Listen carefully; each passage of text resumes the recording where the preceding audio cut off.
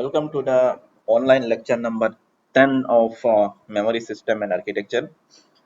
So from last two lectures we are discussing row hammer attacks on DRAM memories. So today is the last lecture of row hammer attack. Also this lecture is the last lecture of DRAM memories. So after mid-sem we have discussed a lot of research papers related to DRAM memories. I hope you now have a basic idea about what are the recent advancement in DRAM and what are the research going on DRAM memories. And my main intention of discussing all these things is to just give you a basic idea from where you can start your research, especially if you are in MTech first year or you are in early stage of your PhD, then this must give you some idea or some confidence to start doing research in these areas of DRAM memories. Regarding the exam, please be prepared with all the concepts that I have discussed during my online lectures. Also, whatever materials I have shared, means whatever paper I have shared, read them properly. From the next class, I will explain you the basics of non-volatile memories, especially STDRAM, PCM, and some other related non-volatile memories. But I will not go in detail like DRAM memories. I will not explain non-volatile memories in this detail, but I will explain the basics. And then after explaining the basics of non-volatile memory, we will discuss the concept of hybrid memories, mainly the hybrid cache memories, not main memories.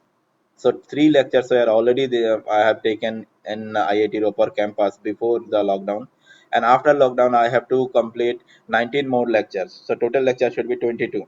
So in these 19 lectures, I will count the total time duration and the total time duration, and based on this total time duration the one lecture should not exceed 35 minutes. Why? Because I have I calculated it that even if it is a 35-minute online lecture, I'm not clearing any of your doubts, I'm not taking attendance, so all, and there is some other disturbance also possible in a class like projector handling and all. So based on all these things, a 35-minute lecture is equivalent to a 50-minute offline lecture. So uh, so based on this, I'll calculate. So in last two lectures, I was discussing about the raw hammer attack. I hope all these basic concepts are clear to you. If anything is not clear, watch the previous two online lectures first and then start with this lecture, because this lecture is just a continuation of the previous two lectures, and I will continue discussing the same paper here also. And I hope these basics are clear to you. This is the in row hammer attack. I'll not explain in detail. This is the aggressor row where a aggressive activation is performing, and if we perform aggressive activation here, and the total, if the total number of activation is more than a threshold parameter, then it may flip the nearby rows, and these nearby rows are called victim rows. So these basic concept regarding row hammer attack should be clear, and these are the part of my previous lectures. So we were discussing this paper twice, preventing row hammering by exploiting time window counters. So the main motivation of this paper was to handle or detect the row hammer attack in a DRAM with 100% accuracy, but with the less number of counters. So I have also explained in my previous class that there are many row hammer detection algorithm exist, but most of this row hammer detection algorithm took lot of counters. They have to manage a large amount of counters in DRAM memory controller or in some other place, but these counters are required. So the main concept of contribution of this paper is to how to reduce the number of counters to detect a raw hammer attack with 100% guarantee. Today, what we will do, today we will just explain the correctness of twice. So this is the concept of twice. This paper, what they did, there will be some logic here, adder, shifter, and comparators, and they maintain a table like this. This is their counter table. So each row in this table or each entry in this table you can consider it as a counter, and the detailed entry of this counter is already explained in last class. So the now question is how they are claiming that these small amount of entries in a table is enough to detect a a row hammer attack. So we'll explain the correctness of their proposal today, and the details about this table, their concept, and all these rows in this table are already explained. So I'm quickly explaining, revising them again here. So here this is the table they are maintaining, or you can say this is the counter they are maintaining to handle the raw hammer attack, and they say this is counter table. So in counter table, each entry has multiple columns. So the first column is valid. Valid 0 means this entry is free. Row address, they are storing row address here. Activation count means total number of activation performing in this refresh window. So this is the total. This is the actual counter. Actually, this is the actual counter, and live is the total number of PI. There is an interval they use called this PI, and this interval is same as refresh interval. This interval. So this is the meaning of all these things. So I hope the value of life is clear, because uh, these concept, this value of life concept will be required today again. So please be sure that you are familiar with this term life, what is called life. And this life is the interval called pi interval, which is same as refresh interval. And I hope you remember all these terms here. This is refresh window, this is refresh interval, RFC, it is very familiar to you. RC is also important for today. RC is activation to activation interval, or you can also say it a read cycle interval, that I have explained many time in class. This is the THRH, this is the threshold, RH detection threshold. This is the THPI. This is also explained in last class, that it should be 4. Then max act and max life, these are the two. The max act mean maximum number of activation during one PI interval, and max life is the maximum life of a row in one PI. And NTH is considered as 139,000. So I also explained in last class the difference between NTH and THRH. THRH is the threshold detection. RH, it is the RH detection threshold. And what NTH is said, and they have in this paper twice they have not calculated the value of NTH. Remember, this value of NTH they have also taken from another paper, and NTH means this 139,000 activation is required in the nearby rows to flip a bit in a particular row. Or you can say, suppose I'm assuming this is a DRAM, though it is a table, but I'm assuming this is a DRAM, and this is a row where this I'm putting the cursor here. I'm not moving the cursor. So the cursor is placed in a particular row, and I'm assuming this as a DRAM. So now, if we want to flip a bit of this row, if we want to flip a bit of this row, then there should be at least 139,000 activation in the nearby row. So what is the nearby row? There is a nearby row here. This is the nearby row, right? So in the nearby row, there should be 139,000 of activation. Then only you can flip a row. Most of the rows in DRAM, there will be two nearby rows. And what is called THRS? THRS means RH detection threshold, because the detection threshold should be lesser than the NTH. Otherwise, what will happen if we detect it so late that there is a row hammer attack is going on, but it is so late that it is already flipped the bit. Then there is no point of detecting this row hammer, right? So this THRH must be small enough so that we can detect the row hammer early and we can prevent it. And what is the concept of this paper twice? They are maintaining a table like this, or and some logics here, and they will not store all the counters here, as I explained in last class. Then a basic name method of detecting row MR is just maintain one counter for every row. If you maintain one counter for every row, and then just count the number of activation for each counter, whenever a row will activate, just increment this counter. In this way, it is very easy to detect a row MR, right? Because every time when you increment a counter of a row, just check if this counter is more than this threshold or not. If this counter is more than this threshold, okay, it is enough to find enough to detect, say that a row MR is detected, and you can go for refreshing the victim rows. But the problem with this is, if you go for one counter per row, then you have to go for a lot of counters, maintaining a lot of counters, which is very very expensive. So the main concept of this paper is it has been found that this is the refresh interval, or this is the refresh window. So within this refresh window, only limited number of row activation is possible, because every row activation needs some time. This time is called TRC. So based on this limited number of activation, it is not they found that it is not required to maintain a huge number of counters. Instead of this, what they said, they will use this counter table, and details of this counter table I've already explained today also.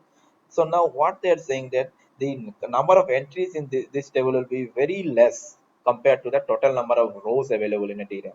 How they are maintaining it? They are only storing the most important or most recently activated rows here. The rows which are activated very far, or the rows which have no chance to become a aggressor row in future, they are not storing it here. So how they are doing it, that I also already explained, that whenever a new activation come for a row, they will enter it here. And first the value of activation count will be 1 and life will be 1. And after every time when you will increment this row, there will be another activation come for this row, they will increment it. But when they are removing this row from this table, they will not keep a entry of a row in this table for lifetime. They will remove it after some time. After every ending of every interval, means this interval, this is pi interval or refresh interval, both are same. So when this bank is performing this refresh, at that time bank is blocked, so it will not do any normal operation. So during this time, what they will do here, they will perform some calculation, and based on this calculation from this table, they will remove some entries. Which entry they will remove? They will remove those entries which value is this value is, maybe in next slide it is there. Yeah, in this slide I have explained it, that if any value is not satisfying this condition, they are removing it. What is this condition? Why I'm explaining this again today? Because this point is important for today also. This THPI is 4. THPI is 4 means on average in every refresh interval or in every PI interval, the total number of activation to a row must be 4 or must be THPI. If it is less than THPI, then we have to understand that there is no chance that this row will become a aggressor row in future, or this row is not a candidate for aggressor row.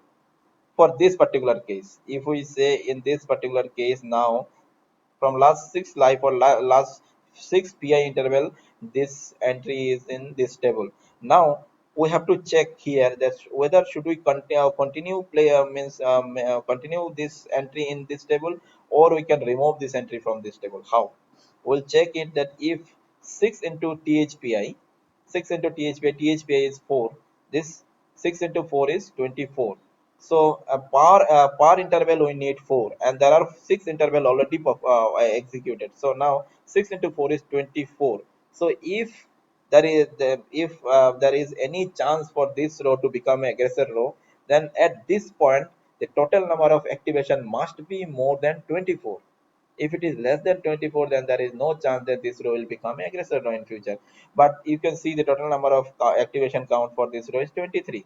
So there is no chance. So this is not a candidate for aggressor row in future. So you can remove this entry. So all these things explained in last class. There is a detailed example I've explained. This example, I'm not explaining it again. I hope you revise it, and then we'll go for the next slide. Why I'm explaining again all these things? Because today in this lecture we will try to prove the correctness of this method, whatever they explain in this paper twice. So if we don't know the exact methodology of this paper, then how we will prove the correctness? And we will not understand anything when I will discuss the correctness part of this paper. That's why I'm explaining it again, and I'm forcing you to understand this part first. If you are not understanding this concept, don't go to the next slide, or don't go and don't continue with today's lecture. Watch my previous lecture and try to understand this example.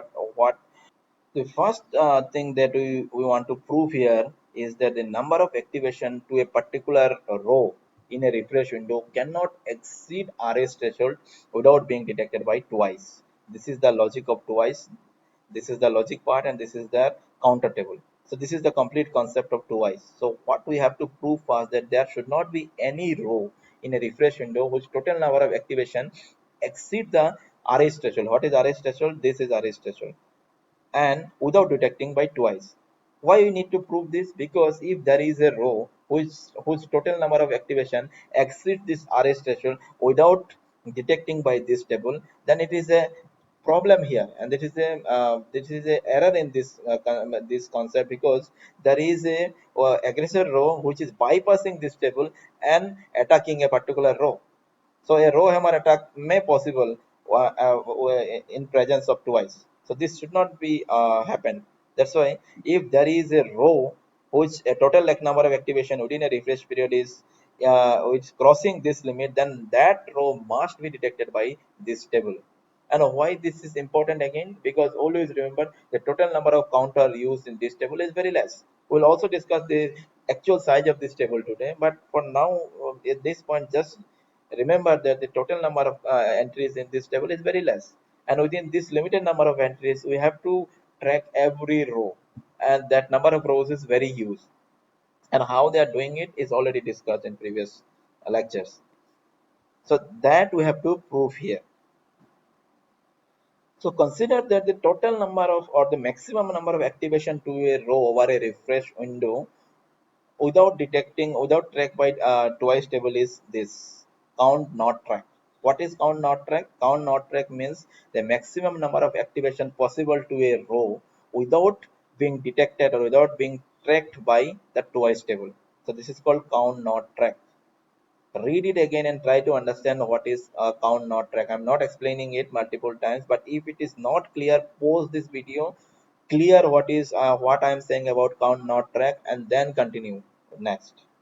Now, if twice keeps a row in its counter table, if the twice keeps a row in the counter table, if total activation, this activation, for example, this activation is more than life into THPI. The what THPI is? THPI is 4. For this, they for based on all this value, it may vary in design to design.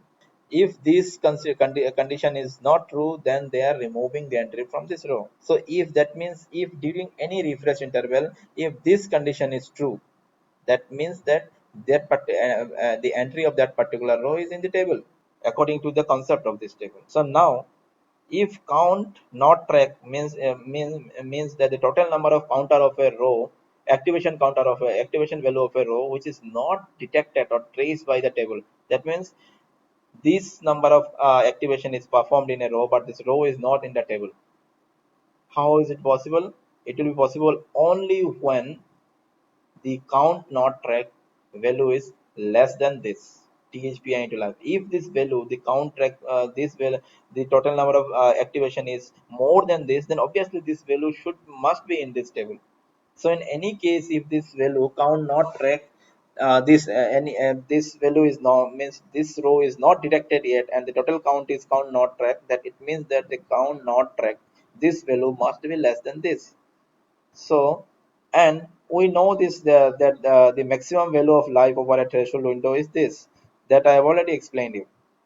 The and in previous slide also I said that this life is actually pi interval, and which pi interval is same as refresh interval. So how many refresh interval possible in a refresh window? Refresh window by t refresh interval, and THPI is this. This I have already explained in last class. So in this paper, what they said that they consider THPI value as 4. So it is not just arbitrary value 4. If we calculate this value THPI based on all these values considered here, you will get this value. So whatever value you will see in this paper, let for this value THRH, THPI, maximum X, maximum life, these values are not arbitrary values. These values are calculated based on whatever parameter they have taken here. So from here we can conclude this. The count not track must be less than THPI into life. Life is converted to this. This is the life. So count not track is THPI into life. How this parameter THPI into this is equal to THRH, you can consider from this. Here you can see THPI equal to THRH divided by this. If THPI equal to this, then THRH equal to this. What you can conclude that if a row is activated TRH time or more within a refresh window, it will be in the counter table. That means it will be in the counter table. So what we wanted to prove that if a number of act to each row over a refresh period cannot exceed RH threshold without being detected by twice. And what we are saying here that if the total activation of any row is either THRH or more, then that entry of that row must be in the table. That means it will be detected. So the count not track is clear to you. The count not track means, and this formula is already explained in previous slide. Count not track means the total number of activation to a particular row when it is not a candidate of aggressor row. Not a candidate of aggressor row means there is no, this table, this row is not a is currently not in the in the twice table or the counter table. But let me consider here another point, that assume that there is a row which is a which is considered as a aggressor row, or which row the entry of which is already in the table, and that means this row has a chance to become aggressor in the future. So in total number of count of that row in this case is assuming as count track. So there is a difference between count not track and count track, and this value also must be less than RH threshold if we assume that there is no row hammer detected yet. And therefore the maximum number of activation in a row over this refresh window possible is what? So what I am saying in this point is there are two types of activation I explained. First activation I explained is count not track, when this is possible to a row, when this number of activation is possible without detecting that row by this twice table. That means this number of activation is possible to a row when the row is not a part of this table.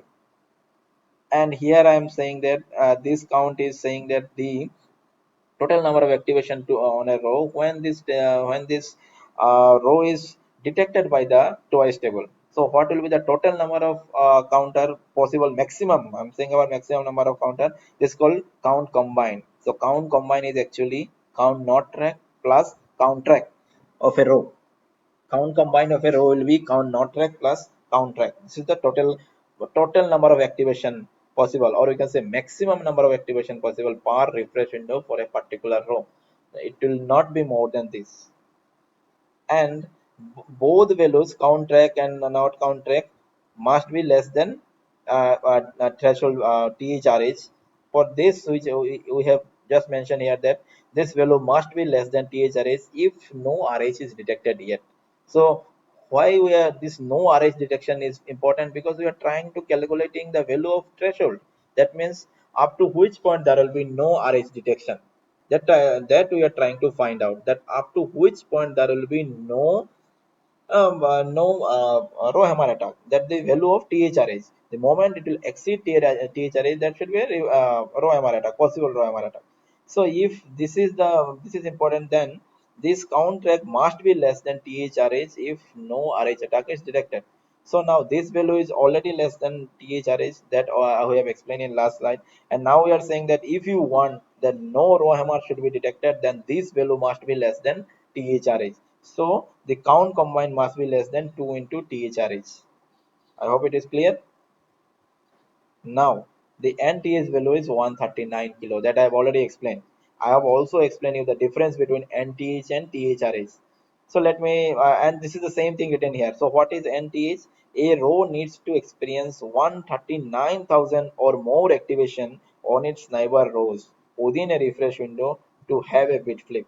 So if this is the row where you want to flip a bit, suppose you are an attacker and you want to flip a bit in this row, in this particular row, then there should be 139,000 activation within a refresh period required in its neighboring rows, either in this row or in this row. Total number of activation in this row plus this row within a refresh interval, or within a refresh window, must cross 139,000. So in this particular case, you can say this row has two neighbor rows. So in each row, the total number of activation required is 139,000 divided by 2, so which is 69,000. So in any aggressor row, suppose this is the aggressor row, if we go for 169,000 of activation, then there may be a chance that the nearby row may flip a bit. And if this 69,000 k, we can, if we consider this as count combined, then the value of THRH and this count combined is less than 2 into THRH. So the value of THRH must be half of this count combined. So that's why the count this THRH value is considered as half of this 69k. And in this paper, the value of THRH is set as 32,600. Sorry, 32,768. I hope it is clear to you. If it is not clear to you, then you can read the paper. The detailed explanation is given in paper. I have explained it in short, but I hope I have covered all the important concepts. If anything is not clear from this lecture, then you can read the paper. Now in this slide, we will try to understand what should be the exact size of the counter table. So in last two lectures, we just said that twice use a table or a counter table which has very less number of counters as compared to the total number of rows available. But I have never said that what should be the exact size of this counter table. So here we'll discuss that what should be the exact size of this counter table. So before discussing this, first consider this point that twice consider one counter table per bank. That each bank has a counter table. So now we'll only discuss about this what should be the size of one particular table. Now first of all, assume that the maximum number of activation in a DRAM bank during this refresh interval is max act. This is refresh interval. This is RFC. This is refresh interval. So in refresh interval, first of all, this part is also count as refresh interval. Actually, the refresh interval is not this. The refresh interval is starting from here to here. This is the refresh interval. So during every refresh interval, some part is required for this TRFC, refreshing the rows in the bank. And during this time, no normal activation is possible or no normal read write operation is possible. You have to remember this what I am saying. So actual time in each refresh interval when you can perform some activation or perform some read write is actually t refresh interval minus trfc. So what is max act? The maximum number of activation in a DRAM bank during refresh interval, what should be the value? Can you guess it? The value should be t refresh interval minus trfc divided by what? Divided by trc. This part is clear, right?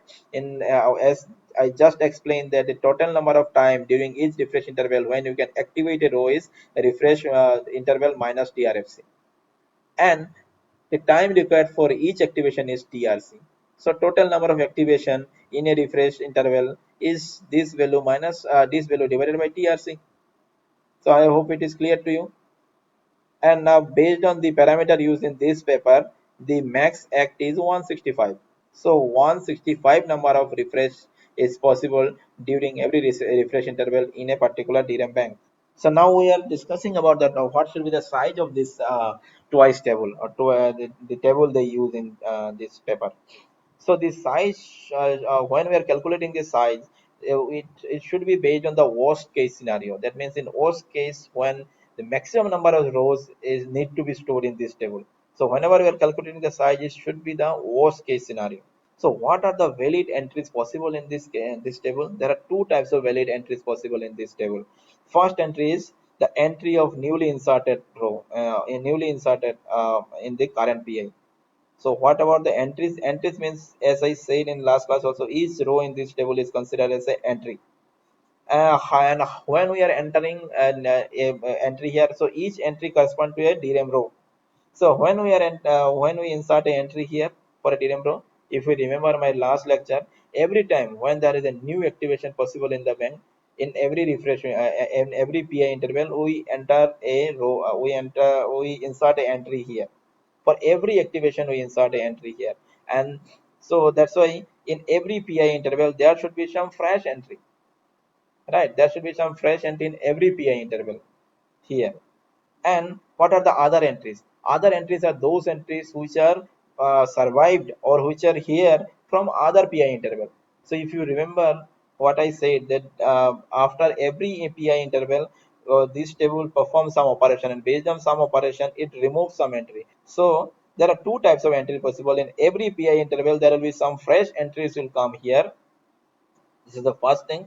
And second is the entries which are coming from the previous interval. So this is saying here the entries identified as aggressor candidate in the previous PI. So now what do you think? What should be the values of this entries newly inserted in a current PI? What should be the maximum new entry possible in a current PI? Can you guess it? You can pause this video here and try to understand it. Then what should be these values? Entries newly inserted in a current PI. What should be the newly total number of new entries possible in a current PI in this table? Remember, this PI interval is same as refresh interval. I hope you can guess it correctly. It should be max act. How? Because this is the maximum number of activation possible, or the possible during a refresh interval. So if we assume that these maximum number of activation is performed distributed to different rows. That means every activation during this period is performed on a separate rows. Then the maximum number of rows possible is this max act. That means maximum number of entries in new entries in this table is also max act. So in every PI interval, the new and maximum number of new entries possible in this table is max act, not more than this. And now this next point is how many entries possible here from or survive here from the previous lives.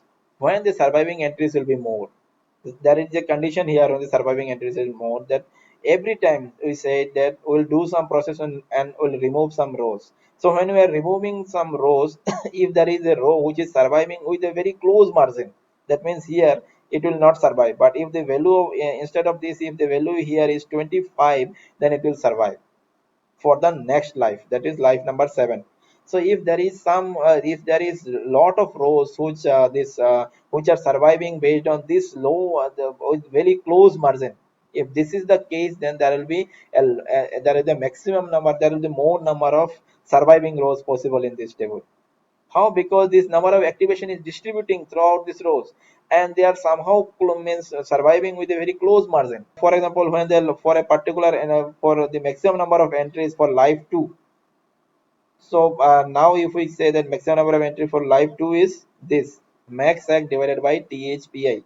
So life 2 means the life 2 means they have survived from the previous interval. And what if the currently if they are in life 2 in previous interval, what in which life they were in life number 1. They are in life number 1. And how many such row can survive? It is max act divided by THPI. Why max act divided by THPI? Max act is the total number of activation possible within a PI interval. This is the total number of activation. And as we said that one particular row is only survive if the average number of activation per PI is more than THPI. And this is that's why it is 1. This 1 is life into THPI. So for every row, if you want to survive, then this activation must be more than life into THPI, and life is 1 in the because current life is 2, so previous life is 1. So this is the total number of rows that can survive from life equal to 2. So in this case, you when the life equal to 1, then total number of surviving rows will be max act into n minus 1 into THPA, because if this is the life number n, then the previous life was n number 1 n minus 1. So then how many total number of, suppose we are in life n, so what is the this what will be what should be the total entries in this table? First, in every PI interval, these are the new number of entries will come out is possible. So this is m act. So m act plus total number of entries. I'm saying that here in every possible instant we have to check that there will be many values of life 2, life 3, life n is possible. So from life 2, how many possible survival entries possible? This. From life n, how many survival entries possible? This. So we can calculate it like this: max equal to summation of n equal to 1 to max life n into THPI max act. So if we combine these two, then this value is actually this value. So if you read this paper, you will find that the total number of entries possible, maximum number of entries possible in this table is can be calculated by this formula. So I hope you understand this formula. I have tried to explain you this formula. If anything is not clear here, read the book. Read the paper. You will understand it. And remember, this paper twice is very important for your NSEM exam, because you can see that this is a complete paper. So I also say, if you want to do a research in DRAM refresh, or if you want to do a research in any other field, you can follow this paper. This paper is a complete paper. You will see, you will understand every concept in this paper. Also this paper is published in ISCA, so it is a very the tier 1 conference, but still if you read this paper, you will understand every line. It is not they have not used any complicated terms, complicated sentence. Everything is very clear, and you will understand. Even if you have just the basic knowledge of DRAM, you have no idea about ROHMR, you have no idea about DRAM refresh, then also you will understand this paper. So the maximum number of entries part twice table is 533. sorry, 553, and they have calculated based on this formula. And while the total number of rows per bank is this, so for 1,31,072 number of rows, they need only 553 counters. So this is the improvement. This part I'm not explaining it because so I want to make this lecture short, and this you will easily understand the location of this table. So this is the twice table. At the twice table, you know the where they should place the twice table, and that I've already explained also in my first lecture, that they are in the second lecture of OMR, that they are placing this twice table in RCD, not in memory controller. Why they have not put it in memory controller? Why have they have placed in RCD? All these things I have already explained. But if you want to understand more, then read this section, read this subsection, you will understand it. And then this section 5.2 is also important. They have introduced a refresh command called ARR, adjacent row refresh. Why a refresh command is required here? Partially I've explained it in the second lecture, but still if you want to know it more clearly, then read this section 5.2. And then this part, pseudo associative twice, that means these in this section they try to reduce the overhead of this twice table. How to use a twice table? So the if you consider this table here, you can consider it a fully associative table. That why? Because any row entry can be placed in any position. If this row entry is free because it is 0, you can put a new entry here no matter from which row it is coming. If there is an entry here which is 0, you can put a new row here. So in this way, you can relate that this particular design is same as a fully associative cache. Since, but there is some disadvantage of full associative cache that you already know. So they also use a pseudo associative cache, which is called PA twice, and this is actually FA twice, fully associative twice, and they compare the performance of a PA twice with FA twice. So read this subsection, you will understand it. Also, there is another concept they use, separating twice table. So they separate the twice table in two parts. There will be some counters having very low values. So for low values, they are using one part, and they are for high values they are using another part of this table. So all these things they have explained in these two subsections 6.1 and 6.2. Read this by yourself, and then we will consider that this paper is completed. So I'm stopping here, and that's it for twice, as well as everything from DRAM part. From next lecture, we'll try to understand non-volatile memories, NVM, as well as hybrid cache design.